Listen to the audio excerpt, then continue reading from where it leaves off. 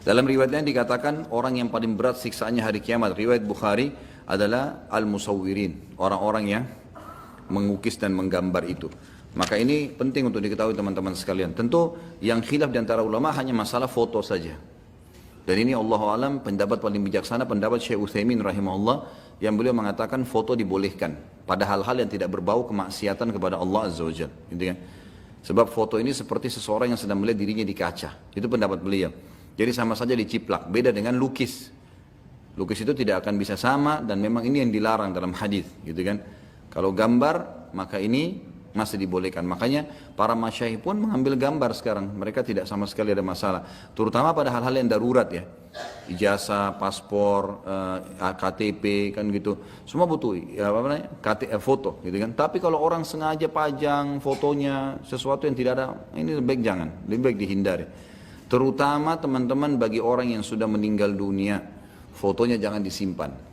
Ini peringatan para ulama. Dikhawatirkan jangan sampai foto itu masuk di larangan tadi.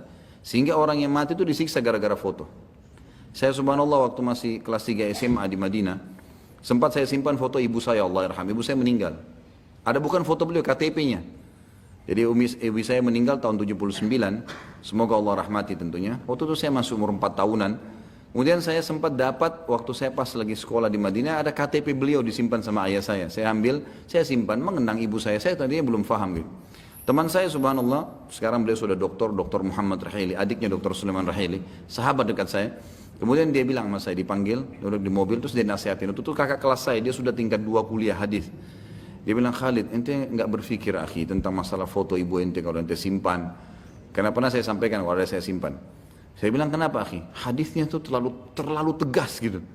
Orang yang paling berat siksaan hari kiamat, neraka nanti akan mengancam, akan menyiksa orang-orang yang punya gambar, lukisan. Anggaplah kalau itu patung, oke. Tapi kalau foto kira-kira masuk, kalau masuk misalnya minimal, bagaimana nasib ibu ente? Gitu kan? Lebih baik jangan disimpan. Allahu alam, dan saran saya ente musnahkan. Saya nggak pakai tunggu waktu itu. Saya minta korek dari rumahnya, saya bakar dan alhamdulillah saya tidak simpan lagi. Karena mengenang orang tua kita dan kerabat kita sudah meninggal teman-teman dengan memperbanyak amal saleh buat mereka, bukan dengan fotonya. Ya, bahaya. Apalagi kalau foto ibu kita tidak tutup aurat misalnya. Orang-orang dulu kadang-kadang tidak tutup aurat, ya kan? Ini malah berbahaya. Jadi jangan bilang nanti diwaswas oleh syaitan, nanti kamu kenang orang tua kamu bagaimana? Ingat, pengikut Nabi Nuh alaihissalam jadi sesat. Justru karena datangnya iblis menjelma dalam hadis Bukhari dan berkata kepada mereka, maukah kalian mengenang orang-orang soleh itu Nuh dengan para sahabatnya? Maka kata generasi tabiinnya ini tentu saja. Kata iblis menjelma jadi manusia, dia mengatakan, kenapa kalian tidak buat patungnya? Atau gambarnya dipahat, dibuatkan bingkai, kayak kita sekarang foto atau lukisan. Kalian taruh di rumah-rumah kalian, tidak untuk disembah, untuk dikenang. Supaya kalian kalau lihat, maka kalian selalu termotivasi ibadah. Iblis ini godanya jangka panjang. Generasi tabiinnya buat tuh, ada yang pahat patung, ada yang pahat cuman lukisan, dipasang seperti kayu tapi ditempel di dinding rumah mereka. Nggak disembah. Subhanallah, setelah habis generasi tabiinnya, datang tabiinnya, gitu kan?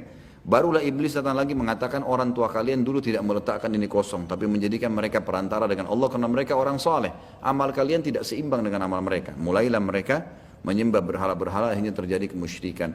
Hati-hati teman-teman sekalian, gitu kan? Kita tidak tahu nanti foto-foto ini. Ini amannya ya.